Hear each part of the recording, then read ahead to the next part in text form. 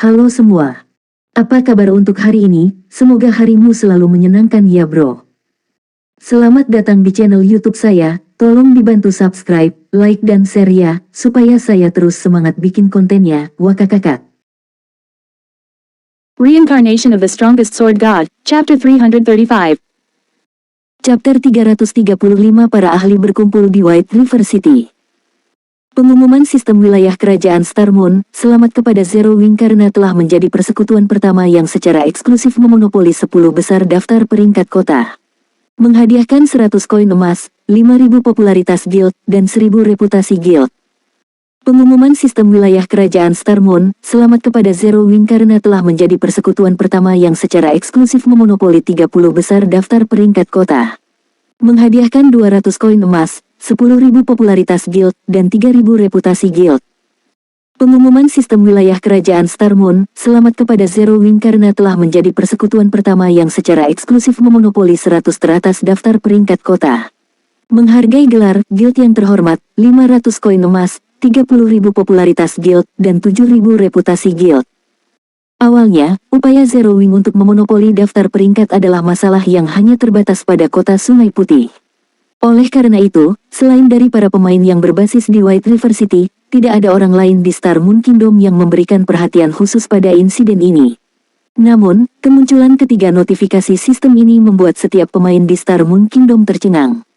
Pemain yang saat ini berada di dalam Dungeon tidak terkecuali. Pada saat ini, semua orang terkejut ketika melihat pemberitahuan sistem ini. Jumlah koin emas yang dihadiahkan sudah cukup untuk menyebabkan persekutuan besar di banyak kota merasa iri dan benci.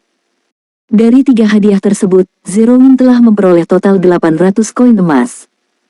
Pada tahap permainan ini, persekutuan besar hanya akan memiliki sekitar selusin koin emas dalam dana yang dapat berubah-ubah. Lagi pula, tidak mudah untuk mendapatkan mata uang dalam game di Domain God. Meskipun pemain mencapai level yang lebih tinggi setiap hari dan mereka menghasilkan lebih banyak uang daripada sebelumnya, pengeluaran harian mereka juga meningkat secara tidak sengaja. Sederhananya, ada terlalu banyak aspek di mana seseorang harus mengeluarkan uang di Domain God. Misalnya, memperbaiki peralatan. Misalnya, mempelajari keterampilan. Misalnya, membeli ramuan, batu asah, dan kebutuhan lain untuk bertualang. Yang terpenting, hotel dan makanan sehari-hari. Awalnya, sebelum evolusi pertama Domain God, pemain tidak perlu beristirahat di hotel. Mereka juga tidak perlu makan. Namun, setelah Domain Dewa berevolusi, jika pemain tidak beristirahat untuk waktu yang lama, kondisi mental mereka akan mulai memburuk. Jika pemain tidak mengonsumsi makanan dalam jangka waktu yang lama, meskipun tidak ada perubahan yang terjadi pada atribut karakter mereka, keadaan fisik tubuh mereka akan terpengaruh. Ini, pada gilirannya, akan mengurangi efisiensi pemain saat leveling monster dan menaikkan level. Karena aspek-aspek ini, pemain jarang memiliki banyak uang di saku mereka. Faktanya, mereka bahkan memiliki lebih sedikit uang daripada sebelum evolusi pertama dari Domain God. Namun, juga karena alasan inilah banyak kelas gaya hidup yang tidak mencolok mulai mendapat perhatian dari para pemain dan mulai berkembang pesat. Bagaimanapun, kelas gaya hidup arus utama bukanlah satu-satunya kelas gaya hidup yang bisa menghasilkan banyak uang. Bahkan kelas gaya hidup non-arus utama dapat mencapai hasil yang serupa. Adapun persekutuan, mereka hampir tidak bisa memenuhi kebutuhan. Jika berbagai persekutuan besar tidak memiliki tim pertanian uang besar mereka sendiri, perkembangan mereka akan lama mandek. Bagi persekutuan manapun di kerajaan bintang bulan, 800 emas adalah jumlah yang sangat besar. Jika orang lain mengira Zero Wing adalah guild yang sangat bagus di Star Moon Kingdom, maka mulai sekarang, Zero Wing akan sangat terkenal sebagai guild yang sangat baik di Star Moon Kingdom. Saat ini, postingan yang berkaitan dengan Zero Wing membanjiri forum resmi Star Moon Kingdom, dan tidak satupun dari mereka yang tidak terkejut dengan pencapaian Zero Wing. Ini Zero Wing lagi. Pertama, itu adalah Guild Residence. Sekarang, mereka telah sepenuhnya menduduki daftar peringkat kota Sungai Putih, itu adalah prestasi yang bahkan tidak bisa dicapai oleh Guild kelas 1. Namun, persekutuan yang baru didirikan seperti Zero Wing benar-benar melakukannya. Kalau terus begini, bukankah Zero Wing akan menjadi penguasa Star Moon Kingdom? Mengapa Zero Wing tidak bisa memulai perekrutan di kota kita? Jika mereka mulai merekrut, saya pasti akan menjadi orang pertama yang mendaftar. Petik 2. Kudengar Zero Wing akan memulai sesi rekrutmen lagi. Saya pikir saya akan pindah ke White River City.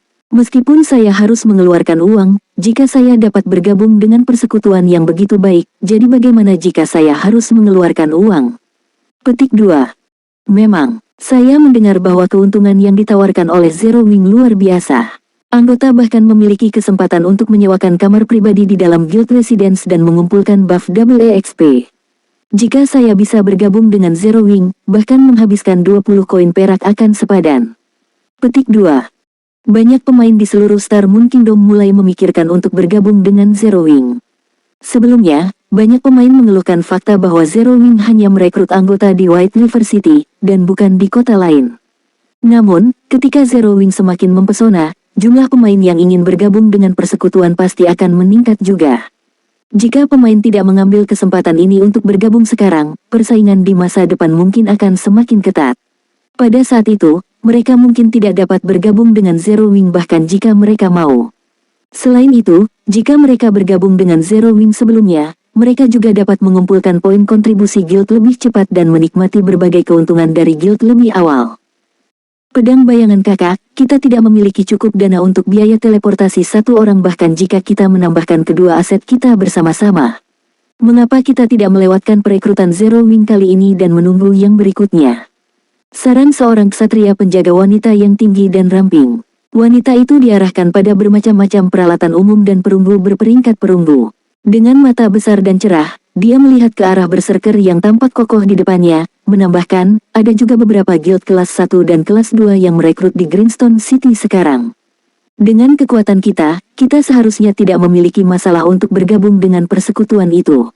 Jadi, mengapa repot-repot menghabiskan begitu banyak uang untuk pergi ke White River City? Petik 2. Perkutut, kamu tidak mengerti. Saya tidak terburu-buru untuk bergabung dengan Zero Wing karena ketenaran mereka. Sebaliknya, saya berencana untuk bergabung dengan mereka untuk meningkatkan kekuatan saya. Bertahun-tahun ini, saya terjebak pada kemacetan dan tidak pernah berhasil menerobos. Ketika saya menonton video pertempuran Black Flame dan Ye Feng, saya belajar banyak dari mereka. Namun, hal yang dapat dipelajari dari menonton video akan selalu terbatas. Jika saya ingin lebih meningkatkan diri, saya harus pergi dan secara pribadi mengalami pertempuran seperti itu. Sementara itu, bergabung dengan Zero Wing akan menjadi cara tercepat untuk melakukannya, jelas berserker bernama Shadow Sword sambil menggelengkan kepalanya. Jika kita kekurangan uang, maka saya akan menggunakan semua kredit yang sebelumnya saya simpan untuk membeli beberapa koin perak. Kita seharusnya sudah cukup saat itu. Petik 2. Kakak bayangan pedang, kamu tidak bisa. Anda menghemat uang itu untuk bergabung dalam kompetisi pertempuran kota. Ksatria penjaga wanita bernama Turtledove adu mekanik dengan cemas. Shadow Sword melambaikan tangannya, dengan lembut berkata, kamu tidak perlu khawatir tentang ini. Jika saya tidak bisa meningkatkan kekuatan saya saat ini, saya hanya akan menjadi lelucon dengan mengikuti kompetisi pertarungan. Petik 2. Saya mengerti, Turtledove mengangguk tanpa daya. Pada saat yang sama, banyak pemain di seluruh kerajaan Star Moon mulai merencanakan perjalanan ke kota Sungai Putih. Setiap pemain ini telah mencapai standar tertentu. Bagaimanapun, biaya teleportasi yang diperlukan untuk pergi ke White River City tidaklah murah. Mampu mengumpulkan begitu banyak uang juga merupakan bukti dari kemampuan seseorang. Tanda hubung. Sementara semua orang di Star Moon Kingdom mendiskusikan Zero Wing. Kota Creek, benteng asosiasi tangan darah. Di bawah pimpinan Si Feng, tim 100 orang Zero Wing dan 48 penjaga level 50 tingkat 1 telah membersihkan semua ksatria asosiasi tangan darah di dalam benteng dan tiba di depan pintu menuju gudang tersembunyi. Pintu gudang tersembunyi asosiasi tangan darah terbuat dari baja yang sangat kuat. Sepasang pintu tebal bukanlah sesuatu yang bisa disingkirkan hanya oleh segelintir pemain. Hasilnya akan sama bahkan jika Si Feng, seseorang yang memiliki jumlah kekuatan yang mengejutkan, diikut sertakan. Mari kita buka bersama. Mengikuti perintah Si Feng, semua orang mulai mendorong pintu besar ini. Setelah menggabungkan kekuatan semua pemain dan penjaga level 50 tingkat 1, tim tersebut nyaris berhasil membuka pintu besar. Selain itu, kecepatan pintu dibuka sangat lambat. Setelah menghabiskan lebih dari selusin menit mendorong, tim akhirnya berhasil membuka pintu besar ini sepenuhnya. Bersamaan dengan itu, ruang di dalam gudang tersembunyi juga muncul di hadapan semua orang. Ruang di dalam gudang tersembunyi itu sangat besar dan luas, seperti gimnasium. Puluhan pilar logam berjejer di dinding gedung. Namun pada saat ini, tidak ada yang memperhatikan penampilan gudang tersembunyi itu. Sebaliknya, semua mata terfokus ke tengah ruang terbuka. Daerah itu memiliki tumpukan harta karun kecil di sana. Dengan sekali pandang, seseorang bisa segera menemukan banyak peti harta karun yang ada di gunung emas. Hanya peti harta karun yang bisa dilihat di permukaan sudah berjumlah puluhan. Selain itu, mayoritas dari peti harta karun ini memiliki peringkat besi misterius. Bahkan ada beberapa peti harta karun perak rahasia. Guild Leader, kami kaya. Blackie meneteskan air liur saat dia melihat semua peti harta karun itu, serta koin emas dan berbagai item lainnya yang tersebar di sekitar gudang tersembunyi. Apakah ini hadiah untuk menyelesaikan misi perang salib? Meskipun Aquaros sendiri adalah seorang putri kaya, dia masih terkejut saat melihat gunung harta di depannya. Baru sekarang dia benar-benar mengerti mengapa si Feng mengatakan deposit Crusade Quest sebesar 30 koin emas adalah harga yang sangat murah untuk dibayar. Dibandingkan dengan gunung emas di hadapannya, 30 koin emas tidak layak disebut sama sekali. Pada saat ini, mata angsa salju benar-benar bersinar. Dia tidak bisa membantu tetapi berharap dia bisa segera naik dan menyelam ke dalam gunung emas ini. Namun, angsa salju tidak terburu-buru ke depan. Sebagai lokasi yang digunakan asosiasi tangan darah untuk menyimpan hartanya, gudang tersembunyi ini secara alami memiliki penjaga. Sebanyak 8 pengamat mekanis dan 1 pembegal mekanik berdiri di pinggiran gunung harta karun. Selain itu, ada juga penghalang keterampilan jiwa yang berlapis di atas gunung harta karun. Kecuali jika seseorang menghilangkan penghalang ajaib ini, tidak ada yang bisa berpikir untuk mendapatkan harta karun itu. Sepertinya kita hanya bisa mendapatkan harta karun setelah mengalahkan penjaga mekanis ini. Tatapan si Feng perlahan beralih ke 9 penjaga mekanis raksasa. Reincarnation of the Strongest Sword God, Chapter 336. Chapter 336 Mutan. Gudang tersembunyi adalah lokasi terpenting dari Blood Hand Association. Bagaimanapun, gudang menyimpan semua harta yang telah dikumpulkan asosiasi tangan darah selama bertahun-tahun. Secara alami, keamanan gudang tersembunyi ini juga akan menjadi yang paling ketat. NPC di luar gudang tersembunyi ini, paling banyak, akan terdiri dari 40% dari kekuatan tempur asosiasi tangan darah. Sementara itu, 60% sisanya adalah 9 penjaga mekanik raksasa yang menjaga di dalam gudang tersembunyi itu. Kekuatan tempur dari 9 penjaga mekanis ini saja telah melampaui ribuan NPC. Bisa dibayangkan betapa kuatnya robot-robot ini. Pengamat mekanis peringkat penguasa. Level 30. Health power 1,500,000 1,500,000. Pembegal mekanis peringkat bangsawan tinggi. Level 50. Health power 9.000.000, 9.000.000. Semua orang merasakan hati mereka menjadi dingin ketika mereka melihat tubuh hitam pekat yang bersinar dari para pengamat mekanik. Di tim Dungeons, monster peringkat Lord semuanya dikategorikan sebagai bos. Sebagai bos lapangan, meskipun pengamat mekanis ini memiliki health power lebih sedikit daripada bos tim bawah tanah dengan level yang sama, kekuatan serangan dan pertahanan mereka jauh lebih unggul. Bos lapangan jauh lebih kuat daripada bos Dungeon dengan level yang sama, dan selusin pemain bukanlah tandingan mereka. Sedangkan untuk pembegal mekanik peringkat tinggi, bos dengan peringkat seperti itu hanya akan muncul di ruang bawah tanah tim mode neraka 20 orang atau ruang bawah tanah tim mode keras 50 orang. Selain itu, pembegal mekanik sebelum mereka adalah bos level tinggi Lord level 50. Tidak mungkin bagi sekelompok pemain level 20 untuk membegalnya. Penindasan level saja akan membuat para pemain benar-benar tidak berdaya. Sederhananya, bahkan jika pembegal mekanik berdiri diam tanpa mengambil tindakan, tim 100 orang si Feng masih tidak bisa membegalnya. Aku takut kekuatan tempur kita mungkin sedikit kurang. Aku harus menyimpulkan tanpa daya setelah mengamati 9 penjaga mekanis. Mereka akan membutuhkan sekitar 50 pemain level 30 untuk berurusan dengan 1 pengamat mekanis. Dengan kata lain, mereka membutuhkan sekitar 400 pemain untuk berurusan dengan 8 pengamat mekanis sebelum mereka. Selain itu, semua 400 pemain harus mencapai level 30. Adapun Mechanical Slayer, dalam keadaan normal, mereka membutuhkan setidaknya 300 pemain level 50 tier 1 untuk menggerebeknya. Barisan mereka saat ini tidak memiliki harapan melawan monster seperti itu. Selain itu, 9 penjaga mekanis ini pasti akan bekerja sama untuk mengusir penyusup. Pada saat itu, tim Si Feng bahkan tidak akan menjadi debu di hadapan para pengawal ini. Si Feng memeriksa sekelilingnya. Ada banyak tiang besi yang terletak di sekitar gudang tersembunyi itu. Selain itu, mereka sangat padat dan hampir tidak bisa dihancurkan. Sementara itu, monster tipe mekanis semuanya memiliki satu kelemahan. Meskipun monster tipe mekanis memiliki ketahanan keterampilan jiwa, pertahanan, dan kekuatan serangan yang sangat tinggi, monster-monster ini biasanya memiliki kecepatan gerakan yang sangat lambat. Kecepatan serangan mereka juga sangat lambat. Selain itu, 9 penjaga mekanis itu besar, sehingga mereka tidak dapat bermanuver di antara pilar besi besar dengan mudah. Tiba-tiba, sebuah ide muncul di benak Si Feng. Fire Dance, ambillah Intermediate Frost Grenades ini. Di awal penyerbuan, aku ingin kalian masing-masing memancing salah satu pengamat mekanis ini pergi. Adapun pembegal mekanik, serahkan padaku. Semua orang, serang pengawas mekanis dengan penjaga NPC. Ingat, jangan biarkan monster ini mendekati Anda. Juga, ingatlah untuk menghindari keterampilan monster mekanis ini. Meskipun mereka bergerak lambat, keterampilan yang mereka miliki akan mengimbangi kecepatan mereka. Saat dia menginstruksikan timnya, Si Feng mengeluarkan sekumpulan granat embun beku menengah dan memberikannya ke Fire Dance dan 7 anggota Zero Wing lainnya dengan kecepatan gerakan tertinggi. Sekarang, semua orang sepenuhnya menyadari betapa kuatnya Frost Grenades. Itu benar terutama ketika mereka digunakan dalam pertempuran tim.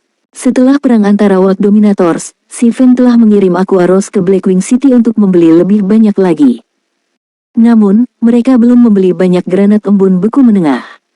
Granat Frost menengah dapat memberikan 800 Frost damage ke target yang level 70 atau lebih rendah, membekukan mereka selama 5 detik dan mengurangi kecepatan pergerakan mereka sebesar 60% selama 12 detik. Namun, setiap Intermediate Frost Grenade berharga 10 silver coins. Mereka pasti tidak murah. Aquaros baru saja membeli 200 Intermediate Frost Grenades. Meski begitu, totalnya telah mencapai 20 koin emas. Harga itu mengkhawatirkan dan membuatnya tertekan. Namun, dia tahu betapa kuatnya barang-barang ini. Jadi, meskipun harganya lebih mahal, mereka masih perlu membelinya sebagai cadangan. Pada saat ini, Si Feng tidak peduli tentang biaya granat Frost menengah. Bagaimanapun, mengandalkan pengurangan kecepatan gerakan dan keterampilan kontrol dari penjaga NPC tidak akan cukup untuk menjebak monster mekanis ini.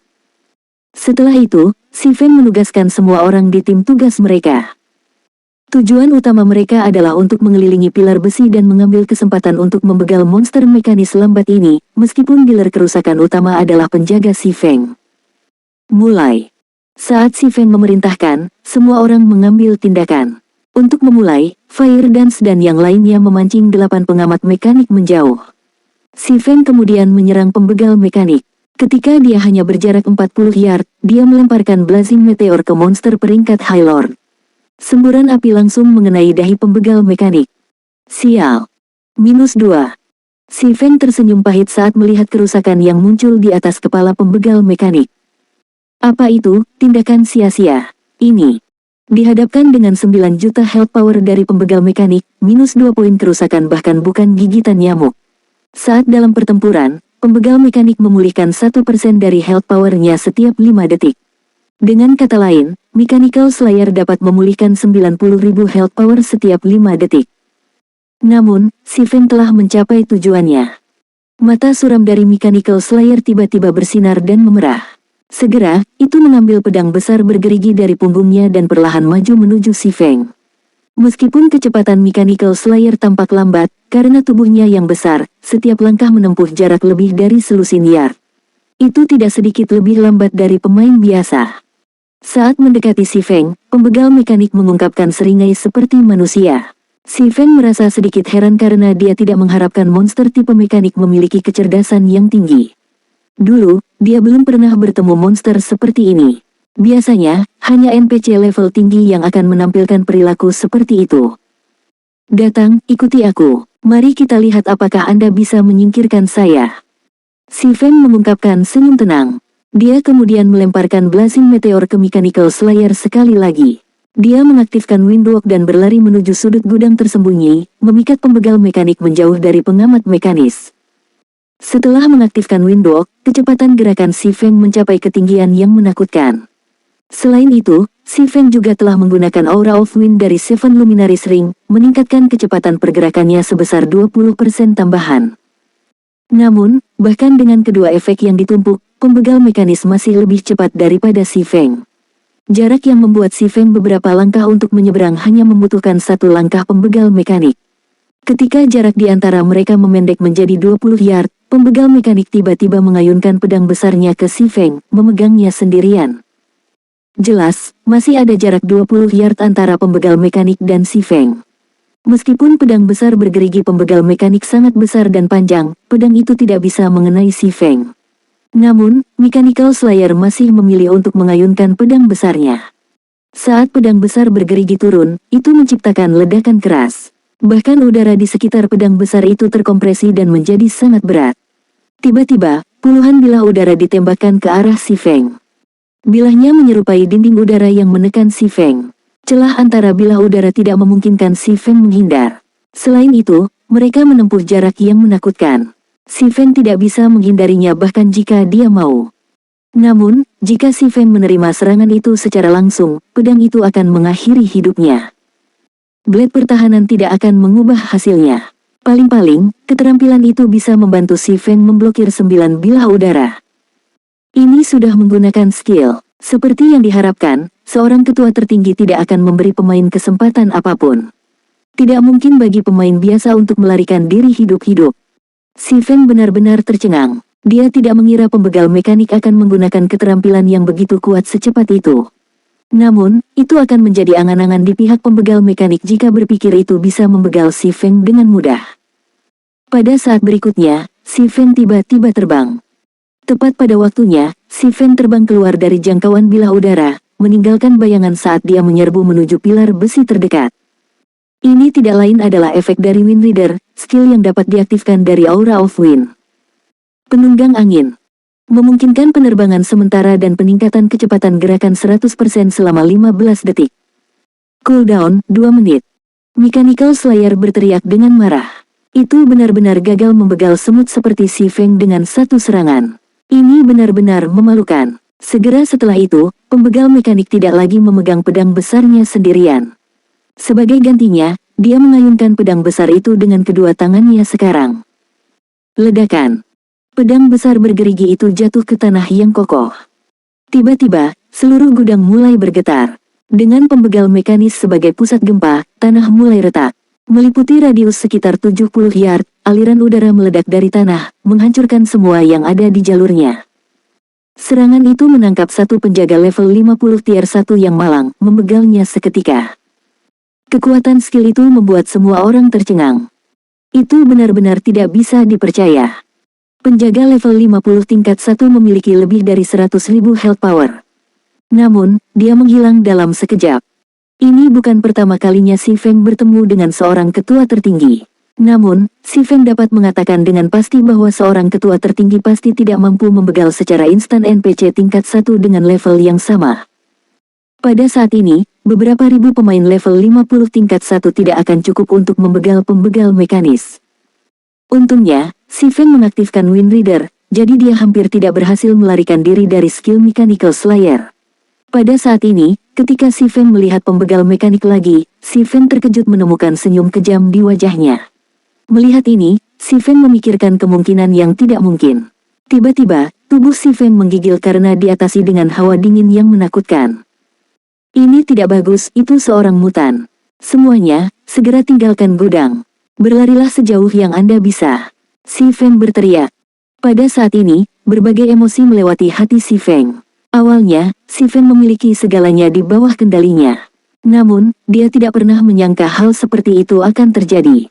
Pertama-tama, hal semacam ini tidak mungkin ada pada tahap permainan ini. Namun, itu benar-benar terjadi. Meskipun perintah si Feng membingungkan rekan-rekannya, mereka melakukannya tanpa ragu-ragu. Mengikuti perintah si Feng, semua orang lari dari gudang tersembunyi. Pada saat yang sama, si Feng juga menugaskan penjaga normalnya untuk tetap di belakang dan menjepit pembegal mekanik, memungkinkan semua orang kesempatan untuk melarikan diri. Namun, dalam menghadapi pembegal mekanis, penjaga level 50 tingkat 1, yang merupakan keberadaan yang tidak dapat diatasi oleh pemain, tidak dapat bertahan dalam satu serangan. Guild Leader, apa yang terjadi? Aquaros tidak berani mempercayai matanya sendiri sekarang. Penjaga level 50 tingkat 1 benar-benar sekarat dengan satu serangan. Satu pukulan. Saat ini, Aquaros bukanlah satu-satunya orang yang memiliki pertanyaan. Semua orang di tim linglung dan bingung. Monster yang begitu kuat tidak lagi termasuk dalam kategori ketua tertinggi. Namun, saat ini, tidak ada yang punya waktu untuk mengajukan pertanyaan. Lebih dari selusin penjaga yang dikirim untuk menahan pembegal mekanis telah jatuh. Apalagi, dari awal hingga akhir, hanya beberapa detik yang singkat telah berlalu. Jangan tanya, lari saja. Jalankan sejauh yang Anda bisa. Benar-benar jangan kembali. Si Feng berteriak saat dia melemparkan sebuah granat frost menengah. Saat ini, Wind Rider masih aktif. Jadi, si Feng memanfaatkan kecepatannya untuk menunda pembegal mekanik sebanyak yang dia bisa. Awalnya, Intermediate Frost Grenade dapat menyebabkan 800 kerusakan es pada monster level 70 atau di bawahnya dan membekukannya selama 5 detik. Namun, saat digunakan pada Mechanical Slayer, Intermediate Frost Grenade hanya menghasilkan minus 100 damage. Efek pembekuan hanya berlangsung selama 1 detik. Meskipun hanya 1 detik, itu cukup efektif untuk si Feng. Untungnya, cooldown antara penggunaan Frost Grenades juga 1 detik, memungkinkan si Feng untuk membekukan Mechanical Slayer terus-menerus. Si Feng melemparkan satu Frost Grenade demi satu, menunda pembegal mekanik selama lebih dari 20 detik. Pada saat ini, timnya akhirnya meninggalkan gudang tersembunyi tersebut. Guild Leader, kami telah meninggalkan gudang, kata Fire Dance dalam obrolan tim. Tidak, aku menyuruhmu lari sejauh yang kamu bisa. Segera tinggalkan kota Creek, kata si Feng. Saat ini, tidak ada orang selain si Feng yang tahu apa arti penampilan seorang mutan. Namun, si Feng tidak punya waktu untuk menjelaskan saat ini. Jika mereka tidak berlari cepat atau cukup jauh, konsekuensinya akan mengerikan.